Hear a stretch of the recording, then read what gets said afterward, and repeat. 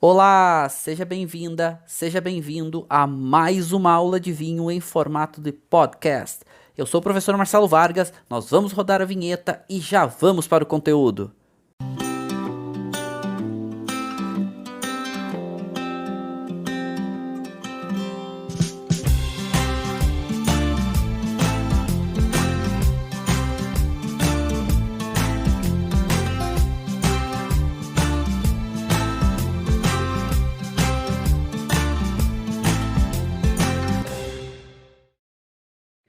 Então sejam muitíssimos bem-vindos, estamos aqui hoje desbravando um pouco mais os estilos de vinho, conceitos, ideias, terroir.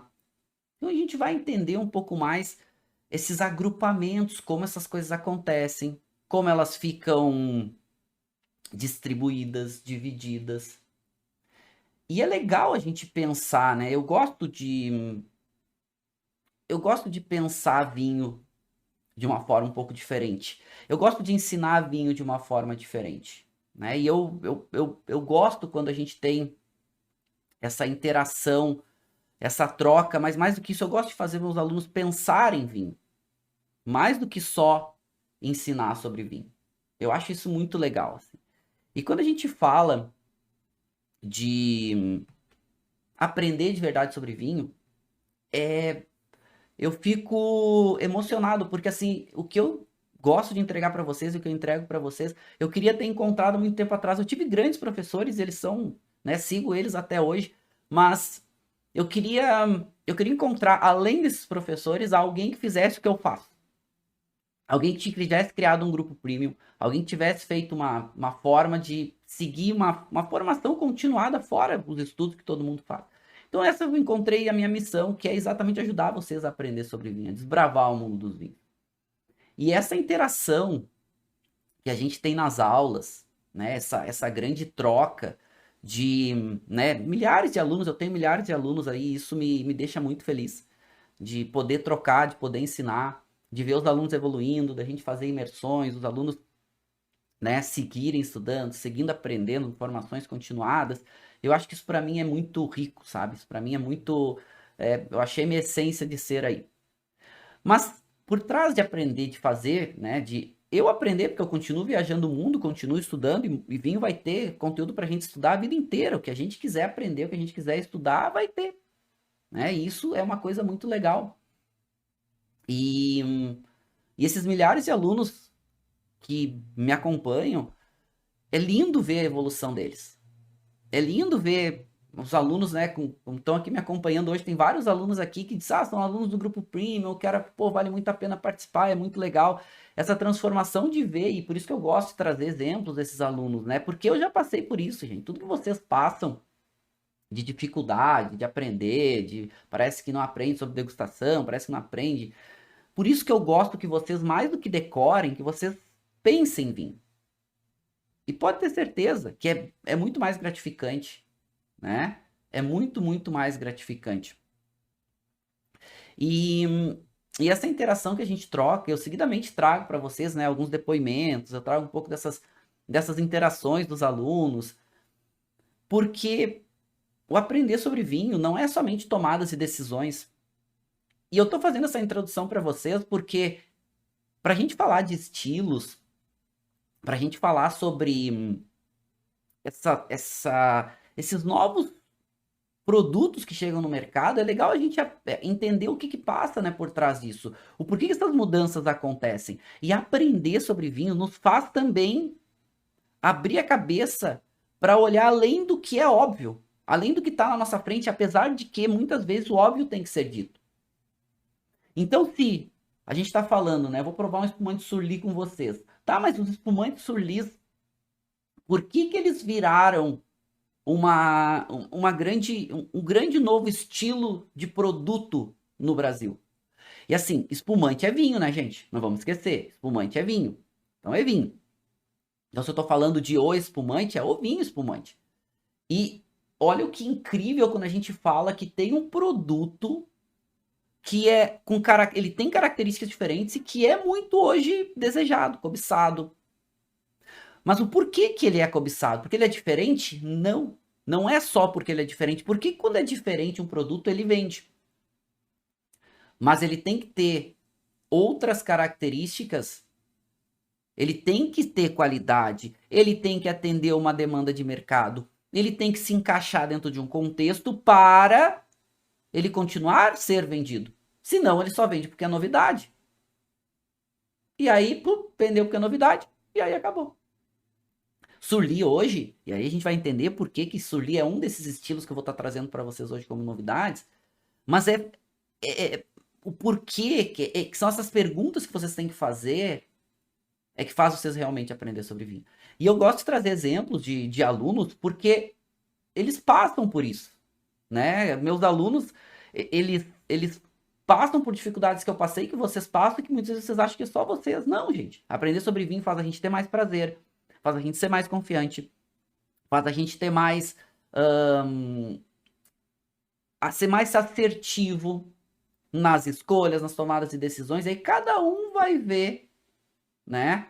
Como se direcionar, né? Como se encaminhar, como por exemplo a Daisy, né? A Daisy da Costa é um grande exemplo.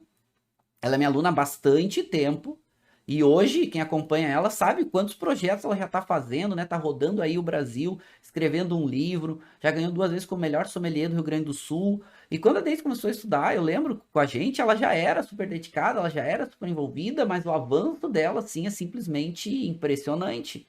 Ela escolheu trabalhar com isso. Ou seja, ela estuda vinho, continua estudando até hoje e está com os projetos simplesmente incríveis. Mas aprender sobre vinho não é só para quem quer trabalhar. Por exemplo, o Edson é um outro grande exemplo. Assim, meu aluno também há bastante tempo. Ele é advogado, tem a profissão dele, ele, né, ele começou projetos no mundo dos vinhos, mas muito na área de ser influencer, de ter conteúdos, de colocar conteúdo. Ele continua sendo advogado, sendo a profissão dele. Mas é muito legal ver nessas pessoas a mudança delas. Então, quantas pessoas vocês estão acompanhando aí nesses comentários, né? Eu coloco esses depoimentos dos alunos no meu canal.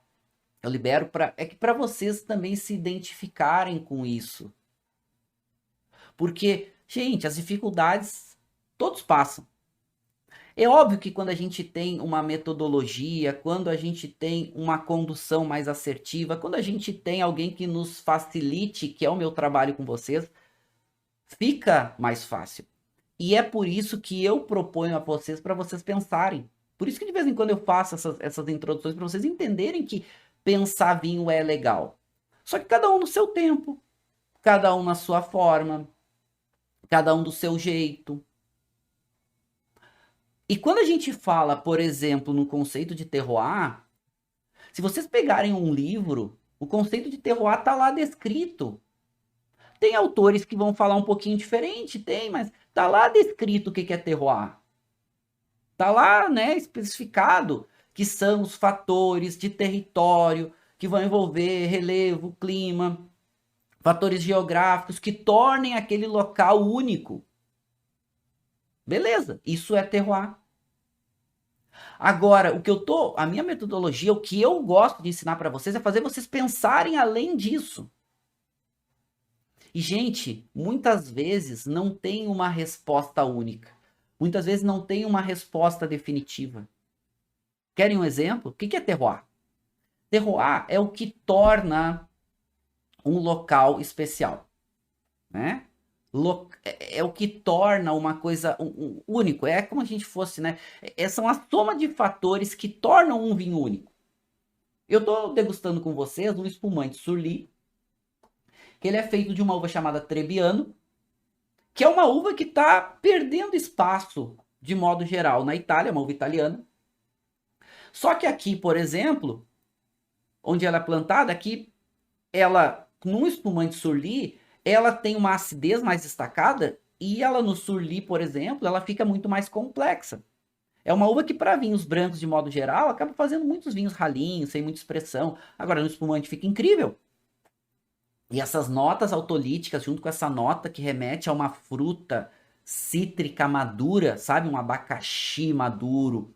Ele me lembra uma nota até de um pouco puxado por um toque pêssego maduro, mas muito mais aquele abacaxi, sabe aquele abacaxi suculento, junto com essa nota de levedura me leva um pouco de bolo de abacaxi, sabe quando a gente cozinha o bolo? Aí o bolo vai fermento, vai farinha, daí cozinha, fica aquela nota de panificação. Isso me lembra muito bolo de abacaxi. Gente, só que é delicioso, né? É uma delícia. Junto com essa textura, eu já mostro o espumante para vocês, que eu tô provando, que ele tá aqui num baldinho, tá? Pra ele ficar geladinho. Daqui a pouco eu sirvo mais um pouco. Aí a gente... Aí vocês veem, né? A gente dá uma olhada nesse rótulo também. Mas olha que legal, quando a gente fala de terroir, porque o terroir, ele é a essência do vinho. É graças a ele que o vinho pode ter características únicas. É graças a ele. Mas eu quero chamar a atenção de vocês que terroir não é somente a soma de relevo, clima, solo, composição, né, de micro-organismos num determinado local, a videira, as uvas. Eu quero chamar a atenção de vocês que terroir também é um contexto que envolve fatores geográficos, mas também envolve fatores humanos. Eu poderia dizer para vocês que terroir de vinho é a tradução literal da geografia. E mais do que isso, né? Da geografia e da geologia, porque essa questão de solo também, mas de modo geral, geografia normalmente é dividida em dois grandes alicerces, né? Geo-humana e tudo que envolve, né? Pessoas, então geo-humana, e geofísica, tudo que envolve, né, a geografia física do planeta e outros, tudo mais. Mas o terroir também envolve a geomana, também envolve fatores humanos. E é isso que eu quero chamar a atenção para vocês. Por exemplo, um espumante surli. Alguém tomou a decisão de não tirar a levedura do espumante. Alguém tomou a decisão, foi um fator humano. Alguém escolhe o momento de colher, alguém escolhe o momento de vinificar, alguém escolhe quando vai parar a vinificação, alguém escolhe se vai passar ou não por madeira. Essa ideia de que a expressão máxima do terroir, com o menor das influências, é super aceito. Eu entendo isso e assim, gente, adoro vinho de menor intervenção, é uma grande tendência. Agora, tem a mão humana de uma forma. E essa ideia da mão humana não é necessariamente fazer correções no vinho, não é necessariamente aplicar técnicas diferentes, né? Ou corrigir acidez, ou corrigir açúcar, ou coisas que são permitidas pelas legislações dos países. Mas mesmo num vinho biodinâmico, tem alguém cuidando do vinhedo, aplicando as práticas biodinâmicas. Mesmo num vinho natural, tem alguém ali cuidando a vinificação. Tem alguém ali cuidando que momento vai parar a vinificação. Então, mão humana não é só para questão de correções. Eu quero dizer para vocês que o que a gente tem visto, e essa questão do documentário do Mundo Vino, que faz esse questionamento sobre o que é humano do que é terroir. E eu acho que aqui as coisas elas não andam separadas.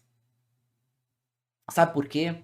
Porque mesmo os vinhos que expressam e que os produtores são de menos intervenção, que focam não adicionam nem levedura, deixa a fermentação seja natural, a mão humana está ali acontecendo. A mão humana não significa que tenha que ter correções, que tem que ter muita influência. Não, mas são tomadas e decisões humanas. Então, quando a gente fala do mundo vino, do mundo vino, né? Que é esse documentário que divide a ideia de terroir versus vinhos globalizados, vamos chamar assim, né? Versus vinhos globalizados, eu entendo. E assim, ok. E eu quero dizer para vocês que são coisas diferentes, mas mesmo a ideia mais extrema de terroir, né, que eu acho que hoje no mundo que a gente tem de mais latente de valorização de áreas específicas, seja na Borgonha, então desde os monges cistercienses lá há mais de 1000 anos, fazendo uma valorização de áreas muito específicas, né, dizendo, olha, Pinot Noir plantado nesse vinhedo tá do lado desse outro aqui, mas são diferentes, e colhidos e vinificados no mesmo tempo. Eles vão fazer vinhos diferentes, porque, né, tem uma composição de solo diferente, tem uma inclinação diferente, tem, né, uma capacidade de drenagem de chuva diferente, recebe um pouco mais de insolação diferente, que é super válido. E assim, isso a gente busca isso também, né? A gente quer entender as coisas diferentes, a gente quer provar coisas diferentes, a gente quer ver o que é melhor, o que é pior. Mas eu quero dizer que essa questão de mão humana, como, né, como a gente muitas vezes interpreta, como Michel Rolland, é o maior fly winemaker aí do mundo, que agora está aposentado, mas ficou famoso por dizer que sim, terroir é importante, mas o importante é vinho bom, né? Eu faço vinho bom em qualquer lugar do mundo, né? Indiferente do lugar, eu faço vinho bom. E ele é um marco, né, para o mundo dos vinhos. E ele, cara, ele é o mestre da microvinificação, né? Muitos conceitos, ele foi muito, né, discípulo de Émile Peynaud. E Michel Rolland trouxe muitos avanços para o mundo dos vinhos também. Claro, num contexto de muito vinho de blend, muito vinho, né, de decisões enológicas na cantina. Nada errado também. Não dá para dizer que isso faz parte do terroir? Bom, aí que eu trago outra provocação para vocês. Qual é a provocação? É essa separação de que terroir envolve também a mão humana. Então não é a mão humana, não é o fato de ter decisões agronômicas e enológicas que vai fazer o vinho ser globalizado. O vinho globalizado, ele é decisões humanas, sim. Mas nem toda decisão humana é para fazer um vinho globalizado. E nada errado, porque os vinhos globalizados, gente, esses vinhos, né, de grandes empresas, grandes vinícolas, é isso que faz os vinhos serem mais baratos e chegar a mais gente. E a qualidade dos vinhos, em geral, no mundo tem subido muito. A qualidade dos vinhos tem ficado mais destacadas. Isso é muito bom. Mesmo vinhos globalizados, mesmo vinhos de terroir. E aqui, falo para vocês, eu provo todos os tipos de vinho. Eu adoro o vinho da Borgonha, daquele produtor biodinâmico, que tem um cuidado absurdo. Claro, são vinhos um pouco mais caros. Eu adoro aquele produtor do Piemonte, também biodinâmico, orgânico, maior cuidado. Amo.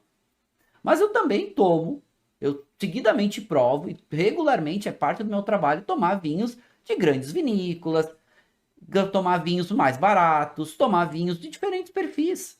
E é isso que faz as pessoas também entrarem para o mundo do vinho. O que eu quero também dizer para vocês é que não tem uma crucificação desses vinhos mais globalizados. Nada errado com isso. É uma outra forma de fazer vinho. Uma outra forma. É um jeito de vinificar para ter preços mais acessíveis, para ter maior volume. E tem vinhos que são mais padronizados, que são feitos com uma qualidade muito alta. Ok, vocês vão dizer, tá, mas eu não quero tomar esses vinhos. Não tem nenhum problema. Assim como tem gente que não quer tomar vinho biodinâmico, que não quer tomar vinho orgânico. Não, gente, não tem certo e não tem errado. Se tá seguindo as regras, se tá fazendo tudo de forma adequada, o mercado está para todos. O mercado está para todos. Por isso que a gente vai falar daqui a pouco sobre esses novos estilos. É por o mercado estar para todos que a gente consegue ter novos estilos entrando, como o espumante Surly. Tu imagina que alguém vai dizer, não, para, espumante Surly eu não vou tomar, por quê? Porque não tirou a levedura, e eu gosto de espumante sem levedura. Tem o espumante sem levedura, tá lá. Tem o espumante com levedura, que também tá lá, tá aqui, né? Adoro, eu gosto.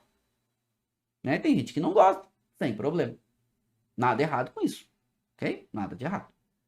Mas é legal a gente pensar um pouco mais sobre isso. E aí esse surgimento de novos estilos, esse surgimento de mudanças de perfil de mercado, a gente, né, sabe que as uvas brancas ganham muito mercado. Por exemplo, uvas como Chardonnay, principalmente fazendo vinhos mais pesados, mais intensos, ganha muito mercado. A Sauvignon Blanc já fazendo vinhos um pouco mais frescos, um pouco mais primário, né? Aqueles caráteres mais da fruta, as notas herbais. Diferente de Chardonnay, que aparece muito primário, mas também muito secundário. Nota da madeira, né? Aquelas notas de processo também de surli, batonagem, deixando ele mais pesado. Agora, por que eu também escolhi esse espumante? A gente tá vendo aqui, ó. Esse espumante que eu estou provando com vocês, ele é um espumante Trebbiano Toscano. Trebbiano Toscano é uma uva italiana. Esse espumante que eu estou provando com vocês, ele é feito no Brasil, com uma uva italiana. E lá na Itália ele está perdendo espaço, Trebbiano Toscano, porque era uma uva muito plantada para fazer vinhos de volume. Tem uma acidez destacada, mas a qualidade média baixa. A qualidade média dos não espumantes, mas vinhos, que a grande maioria na Itália com Trebbiano Toscano são vinhos brancos, qualidade mais baixa. Vinhos mais baratos. Mas aí, o que acontece é que eu tô falando para vocês que não é a uva. E muitas dessas mudanças de mercado, elas estão alicerciadas na qualidade. Por exemplo, por que a Riesling ganha mercado como uva branca? Para fazer vinhos com uma qualidade média maior. O volume é pequeno, uma uva difícil, não é todo lugar que ela consegue se desenvolver bem. E se a gente dá uma olhada nas uvas tintas, essas uvas que ganham mercado, né? Cabernet Sauvignon é a uva tinta mais plantada do mundo. Aliás, é a uva vinífera mais plantada do mundo inteiro, né? Depois a Merlot, aqui essas barrinhas, né? A barra azul é como eram os vinhedos dos anos 2000, porque são os vinhedos que eram os vinhedos final de 2016. Essa pesquisa aqui com essas uvas brancas e tintas foi publicada por um PhD chamado Kim Anderson, professor da University of Adelaide, lá na Universidade de Adelaide, lá na Austrália, que é um grande pesquisador de áreas de vinhedos no mundo. Né? Ele publicou em 2020 essa pesquisa, mostrando o que tinha mudado de vinhedos nesses 16 anos. O que ganha mercado? Tempranillo, Cabernet Sauvignon, Merlot, Syrah. Por quê? Focados em vinhos de uma maior qualidade. Gente, a qualidade média dos vinhos no mercado está subindo. E isso é bom.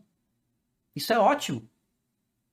Claro, por que está subindo? Porque tem vários motivos. E é esses motivos que muitas vezes também geram o surgimento de novos estilos de vinho. E esse surgimento de novos estilos, muitas vezes, é amplo. É amplo. Sim, muitas vezes é amplo. O que seria muitas vezes o amplo? Por exemplo, Sideways. Sideways é um grande exemplo de como pode movimentar o mercado. Quem não viu esse filme, eu sempre recomendo, né? No Brasil chama-se Entre Umas e Outras. Esse filme, ele é um marco. Ele é um filme de 2004 que concorreu a 5 Oscars e ganhou um Oscar. E ele conta a história que são 2 amigos, o protagonista aqui, o Miles, junto com outro amigo que vão fazer uma despedida de solteiro pelas vinícolas da Califórnia. E o protagonista, ele ama Pinot Noir. Ama Pinot Noir. O protagonista, né? O protagonista do filme, né? Ele ama Pinot Noir e ele odeia Merlot no filme. E eles vão visitar as vinícolas da Califórnia, principalmente ali do centro-sul da Califórnia, ao sul da Baía de São Francisco, que, né, são famosos também pelos seus vinhos de Pinot, mas na época, gente, Pinot não era uma referência nos Estados Unidos. Só que esse filme ficou muito famoso. Esse filme ganhou Oscar. Esse filme talvez é um dos maiores marcos da criação de Hollywood quando a gente fala de filme. Né? O Fernando falando Jack Miles, ele mesmo, cara, esse filme é demais, esse filme é muito legal. Quem não assistiu, assistam. Eu não vou falar para vocês mais sobre o filme para quem não assistiu, mas esse filme é muito bom. Eu tenho DVD desse filme, gente, porque esse filme é demais. Só que o que acontece por causa desse filme? A Pinot Noir na Califórnia virou uma referência. Virou uma referência a partir dos anos 2000. Todo mundo queria ir para a Califórnia, visitar a vinícola, que o filme se passa nas vinícolas da Califórnia, e tomar Pinot Noir. Moral da história, Pinot Noir virou um boom nos Estados Unidos. A Merlot caiu muito. Assistam, aqui dica de ouro da aula de hoje para vocês, tá? Assistam esse filme que ele é muito bom. Ele é muito, muito bom. Ele é incrível, tá? Eu adoro esse filme. Literalmente eu amo esse filme. Ele é realmente espetacular. Mas o que eu tô falando aqui para vocês? Que esse movimento aqui de um filme fez isso aqui no mercado de vinhos americanos. Essa mesma pesquisa que eu mostrei para vocês ali das 30 principais variedades brancas e as 30 principais variedades tintas, que são as mais plantadas, também mostrou um pouco do cenário dentro dos países dos anos 2000 para 2016. E olha aqui nos Estados Unidos, e aqui a gente está falando em share, né? Share seria participação de mercado, o quanto representa hoje, na verdade aqui em 2016 comparado com 2000, os vinhedos nos Estados Unidos. Olhem aqui, Pinot Noir. Gente, cresceu 3 vezes o volume de Pinot Noir de 2000 para 2016 por causa do filme. Cresceu, foi a uva que mais cresceu por causa do filme. Então daí a gente vai pegar, por exemplo, e dizer, se eu só digo para vocês, gente, Pinot Noir nos Estados Unidos é um grande fenômeno. É uma tendência de mercado, apesar de já estar consolidado, continua crescendo. Ok, vocês vão entender, beleza. Continua crescendo, Pinot Noir é uma tendência nos Estados Unidos, a gente está vendo cada vez Pinot de maior qualidade, né? Tanto na Califórnia, quanto no Oregon, né? Que é um estado ao norte da Califórnia. Incríveis, cada vez mais caros. E, gente, os Pinot dos Estados Unidos estão cada vez mais caros. E eu podia dizer só para vocês, olha, Pinot Noir dos Estados Unidos cresce. E isso faz um movimento de Pinot no mundo inteiro. Porque o filme, eu vi alguns de vocês perguntando qual era o filme, porque o filme, ele não fez sucesso só nos Estados Unidos, ele ganhou um Oscar e eu tô aqui no Brasil contando para vocês sobre o filme. Pinot vira um fenômeno no mundo, claro que nos Estados Unidos ainda mais. Ainda mais. E se a gente olhar que esse reflexo não é só nos Estados Unidos, se eu voltar aqui nas uvas tintas, vocês vão ver Pinot Noir crescendo também no mundo. Crescendo no mundo. Né? Posso até ampliar aqui para vocês verem. Ó. Pinot Noir praticamente dobrando a sua área de vinhedos no mundo. E assim, Pinot, gente, é uma uva muito difícil. É uma uva que ela não é fácil de ser cultivada. E se ela cresce, algum motivo teve. E eu tô contando para vocês um pouco desse motivo. Um filme. Tá? Então esse filme ele é muito bom, recomendo, quem não viu, assistam. Ele é mais antigo, então é um pouco difícil de achar. Eu sei que alguns falam, eu não consegui ver, enfim, alguns que conseguiram já ver no YouTube, alguns que conseguiram alugar na Apple Store, alguns que conseguiram já alugar, porque como ele é um filme antigo, às vezes ele tá em cartaz em alguns lugares, às vezes não tá, às vezes então tá em cartaz que eu digo para vocês locarem, mas ele é muito legal. E vocês devem encontrar nas plataformas sim, tá? E se eu encontrar, eu vou publicá-la para vocês aonde que eu consegui, porque eu comprei o DVD, porque era tão legal que eu comprei e vale muito a pena. Para eu que amo vinho, né? Eu que adoro viver com vinho, sou envolvido. Então, só para vocês terem uma ideia, tá? Do que por isso que essa ideia que eu tô trazendo para vocês aqui é de vocês pensarem por que as coisas também acontecem. Mais que só falar os estilos. Pinot hoje no mundo ainda é uma grande tendência de crescimento. Pinot continua crescendo. Daí vocês vão dizer, mas Marcelo, ainda é por causa do filme? Não. Não. Tá? Não é só por causa do filme. Ó, o Anderson, aliás, deixa eu trazer umas interações aqui com vocês antes da gente seguir um pouco mais, que tá legal o nosso papo aqui, né? Tá bacana o nosso papo. O Anderson falou aqui, ó, eu assisti, o Anderson falou que assistiu na Star+, tá?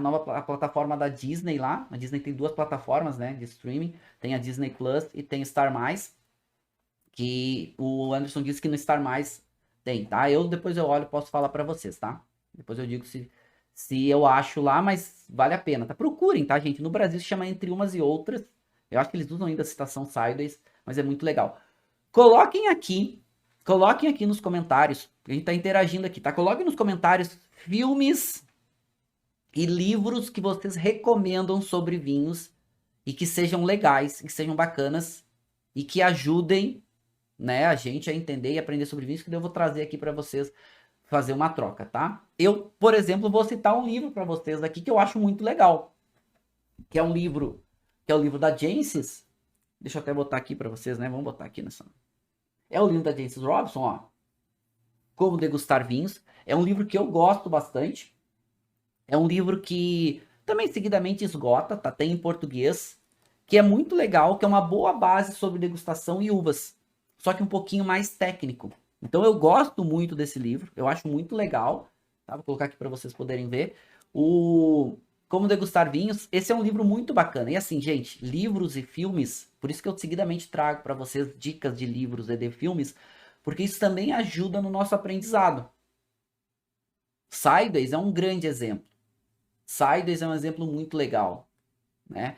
Que é um aprendizado muito legal, assim como esse livro, né, da Jens, Como Degustar Vinhos, que eu acho que é muito legal, assim, é um livro pequeno, tem aí umas 200 e poucas páginas, deixa eu dizer para vocês aqui, 208, mas é muito legal, é um livro com um viezinho, uma pitadinha um pouquinho mais técnica, mas ele é gostoso de ler, ele é fácil de ler, sabe? Ele tem bastante figuras, que figuras ajudam, às vezes quando tem só texto fica um pouco bruto para quem não tá muito acostumado, né? Eu gosto de figura. A maioria dos livros hoje que eu leio são livros com só texto, mas eu gosto de figura, né? Facilita quando tu olha uma fotinho de uma uva, né? Como, por exemplo, vai olhar aqui, vamos pegar aqui um exemplo, né? Vamos abrir aqui, ó, uma página qualquer. Aqui, ó, falando da Semillon, aí tu olha uma fotinho da Semillon, deixa eu botar aqui, ó. Né? Aí você olha aqui aqui. Você olha uma fotinho da Semillon, então isso também é legal, sabe? Isso também ajuda vocês. E por isso que eu gosto de fazer esses gráficos, por isso que eu gosto também de fazer as apresentações com uma resolução bonita, fazer uns gráficos diferentes, fazer uns gráficos que ajudam tudo vocês aí aprendendo, né? Esse é muito do meu trabalho aqui com vocês também, para facilitar a vida de vocês para entendimentos, ok? Tá, vamos ver aqui algumas dicas que vocês estão trazendo de livros e de filmes. A Tati falou sobre o Caminhando nas Nuvens, é um filme também muito legal. Eu quero, a pessoa falando esse filme é muito legal. Esse livro, a Eliane falou sobre vinho e guerra, é muito bacana. Também recomendo para vocês, é bem legal, tá? Recomendo vocês. A Sally falando sobre a história do Romané Conti. Esse é um livro que eu também gosto muito, é muito legal. Fala bastante sobre a Borgonha, claro, a história do Romané Conti. O Fernando falando sobre Sua Excelência o Terroir, do Guilherme Pins, legal. Um livro relativamente novo, né? O Guilherme ele é um geógrafo bem bacana, ele também é aqui do Sul. Legal. A história do Romané Conti, você citando, bacana. O Carlos falando, né? O Carlos também, os alunos do Grupo Primo aqui dando a maior ajuda pra gente, né? Boa. Por isso que eu gosto de vocês também, né? Vocês são demais. O Carlos falando sobre esse livro é muito legal, tá? Malbec Mon Amour, que é um lançamento agora da Laura Catena com Alejandro Hill, que são, né? A Laura é filha do Catena, né? Do Nicolás Catena. E o Alejandro Virril é enólogo-chefe da Catena Zapata. Então lançaram um livro que é muito bom, Malbec Mon Amour. Eu comprei o livro, tô lendo ele é incrível, tá? Muito legal. Várias dicas legais, né? A Carla falando sobre um filme chamado Combinação Perfeita, legal. O pessoal falando sobre Wine Folly, também é um livro bacana. A Arte de Fazer um Grande Vinho, Lemes falando, eu adoro esse livro também, ele é incrível. O Julgamento de Paris, também outro filme bem legal, tá? Só que eu gosto mais do livro do Julgamento de Paris. Um Bom Ano também, olha quanta coisa legal, né? 1001 Vinhos para Beber Antes de Morrer, legal, boas dicas de vocês aqui, tá? Boas dicas de vocês, muito bom. A Érica falando sobre a arte de fazer um grande vinho, fazer um grande vinho, eu também gosto muito desse livro, tá? Para mim, um dos livros assim mais icônicos que eu tenho aqui, ó. Para mim,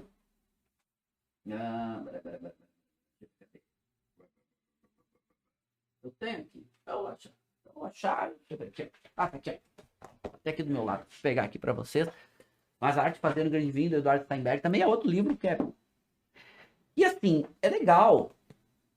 Como a gente tem muita informação no mundo dos vinhos, a gente tem muito conteúdo, isso é legal que a gente vai organizando. Daqui a pouco eu tô lendo vocês aqui.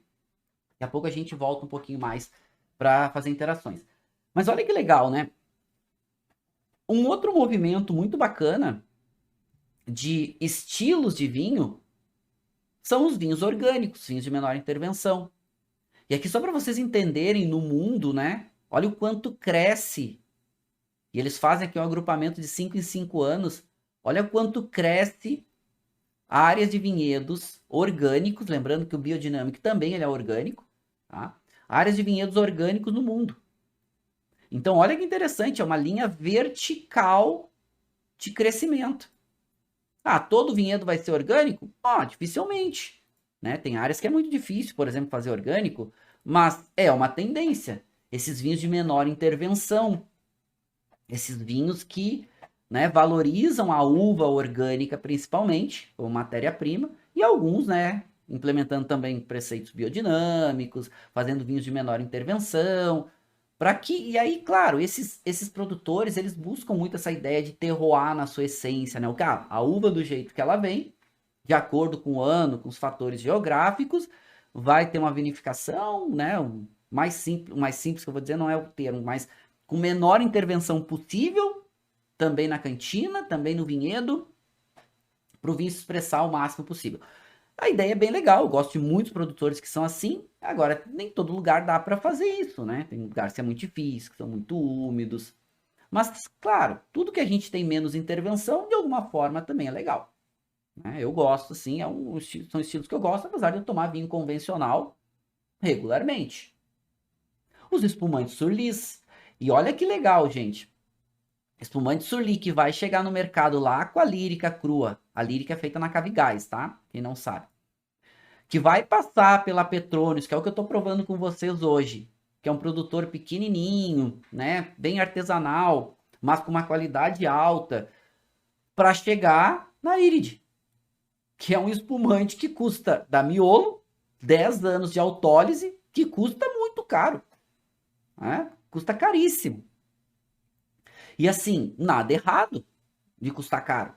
Mas só para ver o quanto um estilo, um novo estilo, e Surly é um novo estilo, né? Isso é legal da gente entender. Surly é um desses novos estilos. E aqui, quando a gente vai falar de degustar, por exemplo, um Surly, e aqui, deixa eu mostrar para vocês também, né? Eu tô provando. E olha por que é legal a gente aprender sobre vinho, para poder tomar um espumante Surly, antes de tudo, comprar, saber o que tá comprando.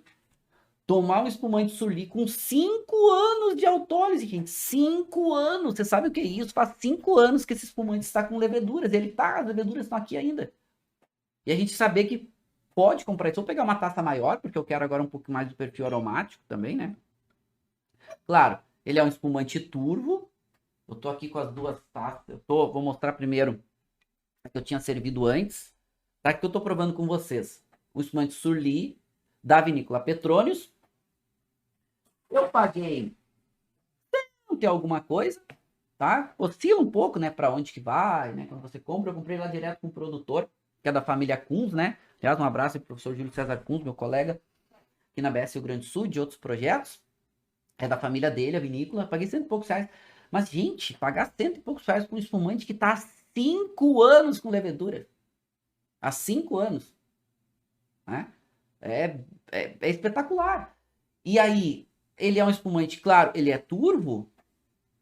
Só que assim, não é só pelas notas aromáticas e as notas de sabor, mas também ele tem textura, essa textura que forma na boca por causa da levedura, cria uma camada diferente, né? Cria uma textura diferente. É delicioso.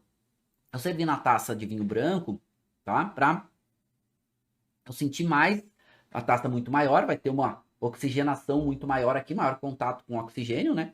Ele vai ficar mais aromático. E, ó, incrível, né? Já serve nessa taça. Perfil aromático é outro. O que eu recomendo para vocês? Gente, espumantes complexos podem tomar numa taça de vinho branco.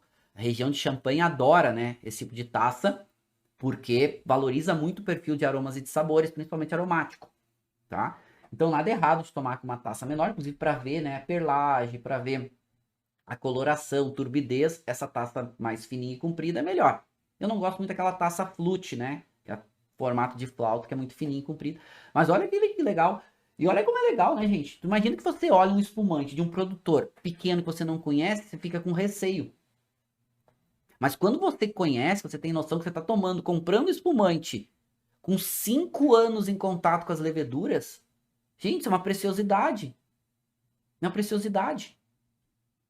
Claro, por isso que vale a pena a gente aprender. E mais do que isso, a gente aprende que dá para harmonizar, que dá pra gente, né? Tem muito recurso espumante surli. Vamos harmonizar com o quê? Eu gosto muito de espumante surli de harmonizar com pratos com carboidrato com carnes brancas com muito sabor.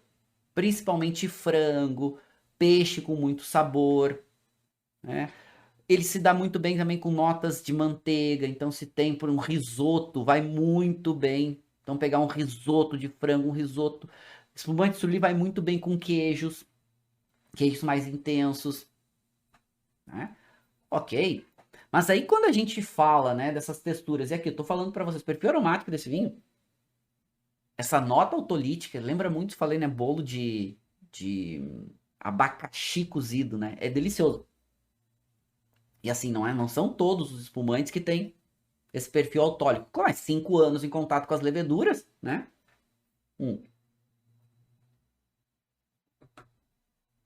Faz expressar muito bem, né? Essas características. Mas a acidez ainda é super alta. Muito fresco. Tem em boca essa nota desse abacaxi mais cítrico. Em boca tem até uma nota puxada por um cítrico, mas um cítrico maduro, sabe? Quando a gente pega assim uma nectarina, aquela nectarina amarela, ainda ácida, sabe? Ainda tem acidez. Lembra um pouco dessa pegada, assim. Pô, isso é delicioso, né? Eu gosto muito. Mas quando a gente fala, né? E até voltando, que Surli é um novo estilo de vinho, o que aconteceu aqui? A qualidade de Surli, de espumante, tem que ser alta. Porque eles são espumantes nature. Eles são espumantes com residual de açúcar muito baixo. Para um espumante com residual de açúcar baixo ser gostoso, a qualidade tem que ser alta. A qualidade tem que ser alta, não tem jeito. Senão o espumante ele é ruim. Porque o açúcar mascara. E isso é uma tendência. Assim como os espumantes nature são uma tendência. E eles são espumantes com uma qualidade maior. Eles são espumantes com uma qualidade maior. Esse é um pensamento pra gente, né? Ok. Isso mostra também produtos disruptivos.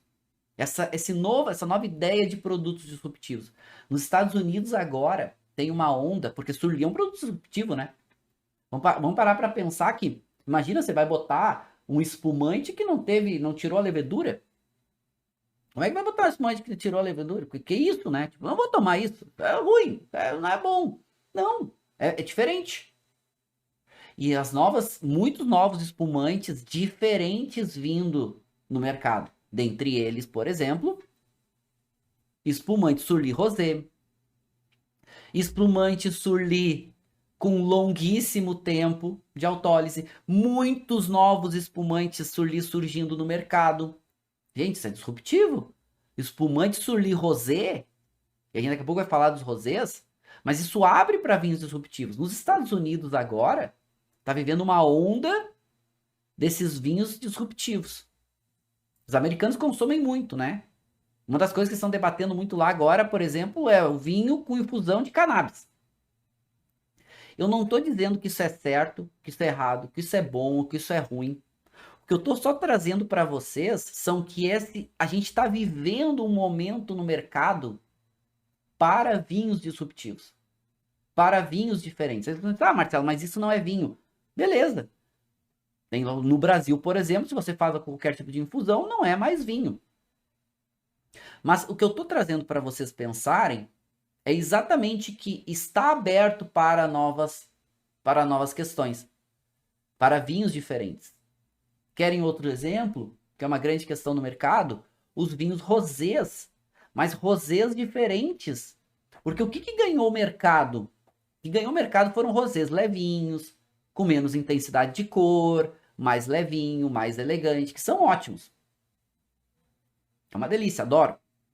Mas o que está acontecendo hoje no mercado? Querem um estilo rosé surli. Rosé surli. Um rosé espumante surli, ele é turvo. Tu não consegue mais ver a beleza da cor. Ele fica turvo. E agora a gente está vendo no mercado chegando novos espumantes surlis rosés. Ah, mas por que isso está acontecendo? Primeiro, abertura de mercado a novos produtos. A onda dos rosés. A onda dos rosés. A onda dos espumantes. Então, olha que legal. Gente, nada errado com isso. Porque a grande questão por trás disso é qualidade de produto. Se os produtos eles são bons, eles são bons. Quando o produto não é tão bom, não é tão bom. E esse é um ponto importante. Então, qual é a questão? A questão é fazer bons produtos. Seja o estilo que for. Esses novos vinhos que vêm com pegadas diferentes, com estilos diferentes, com contextos diferentes, bom, a questão é, vão ter qualidade ou não vão ter? Petnet hoje é um fenômeno também, né? Os Petit Natural, né? Que são vinhos com uma única fermentação, que fica com um pouco de gás ali dentro, mais levinho. Não chega a ser um espumante, mas é um vinho, né, que fica com gás. Há um estilo ancestral, uma única fermentação, também uma nova onda. É uma grande nova onda. Os vinhos laranja que a gente viu, né, que são aqueles vinhos feitos de uvas brancas, com contato com as cascas, que teve um boom no mercado há 5 anos atrás, né, agora tá dando uma atenuada, tá dando uma amenizada, mas ainda tem vinhos, alguns produtores entraram no mercado, chegaram, se mantiveram. Isso para nós é muito rico. Isso para nós é muito bom. Para nós consumidores. É claro, para isso a gente também tem que ter conhecimento, para isso também a gente tem que aprender, para isso também a gente estuda. Por isso que a gente aprende sobre vinhos. Né? Por isso que a gente desbrava o mundo dos vinhos, né? Para a gente dominar. Um outro grande fenômeno que está acontecendo são desses vinhos de menos álcool. Mas mais do que vinhos só de menos álcool, vinhos menos intensos. Assim como os rosés, né? Rosés mais leves, aconteceu bastante, né? Vinhos tintos cada vez mais leves, mas principalmente vinhos com menos álcool, com menos residual de açúcar, vinhos menos extraídos. Isso é uma grande tendência do mercado, né? Tem muitos consumidores hoje que estão buscando isso. Essas novas gerações estão buscando isso. Estão querendo isso nos seus produtos, né? Eles querem isso. Essa é a busca deles. E isso é como eles entendem o mundo. Antigamente a gente procurava, né? O mercado procurava vinhos de mais álcool, vinhos com mais madeira. Hoje é exatamente o contrário. Hoje é um fenômeno diferente. É um caminho diferente que a gente está indo. Agora, esse caminho, ele é um caminho que busca também mais qualidade. A comunicação descentralizou. Antes quem falava sobre vinho era só as grandes revistas, os grandes críticos. Hoje, quantas pessoas têm seus canais falando sobre vinho, falando para um grupo menor de pessoas?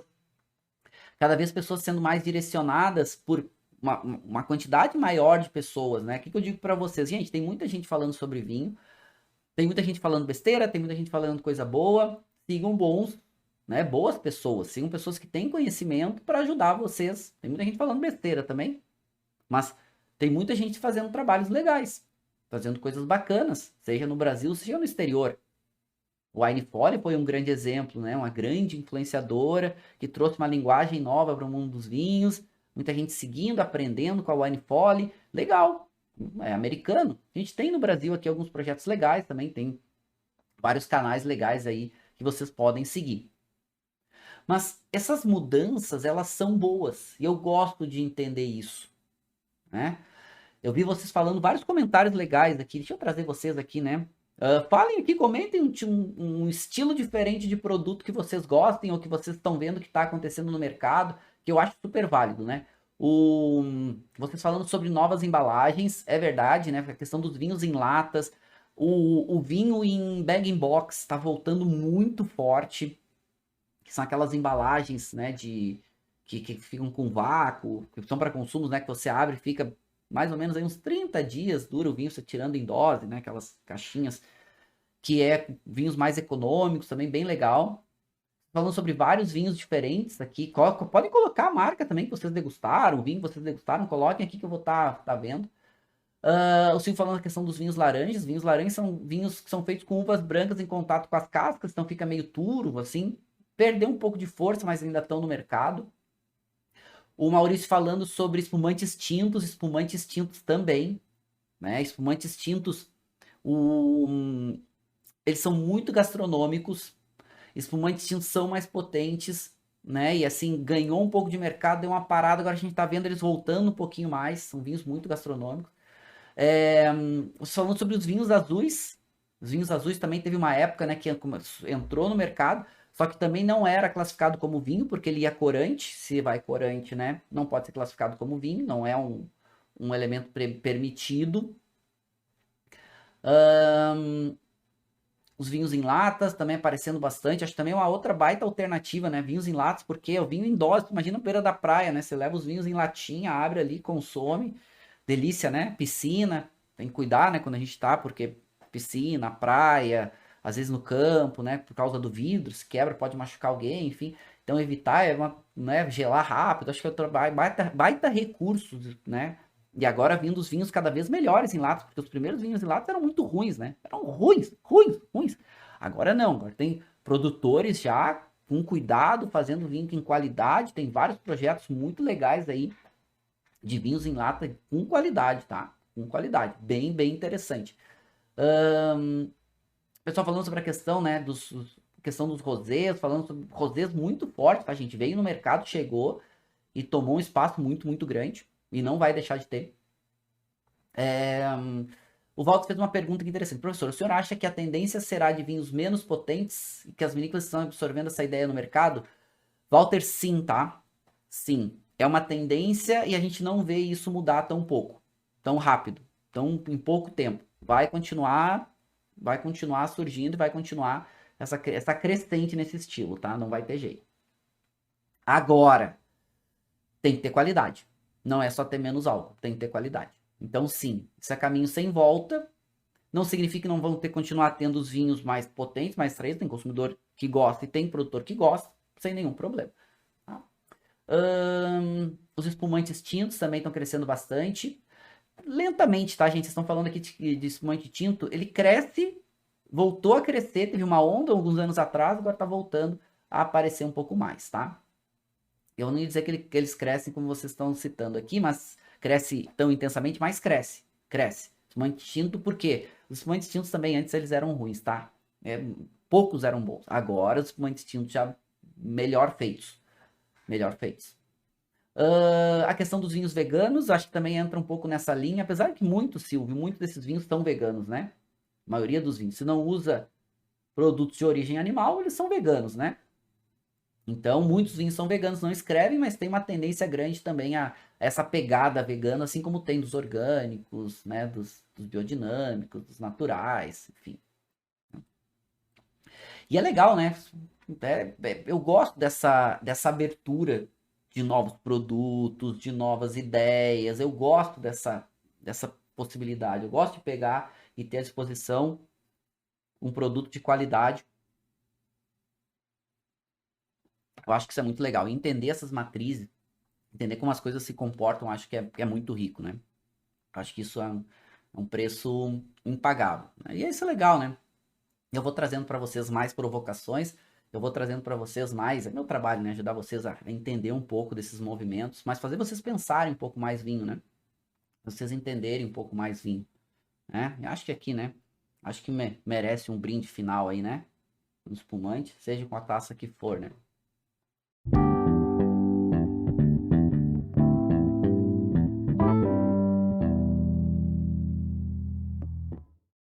Você acabou de ouvir uma aula de vinhos do professor Marcelo Vargas, em formato de podcast. Para mais conteúdos, dicas e materiais sobre a bebida, acesse o site www.marcelovargas.org. Um forte abraço e até o próximo encontro.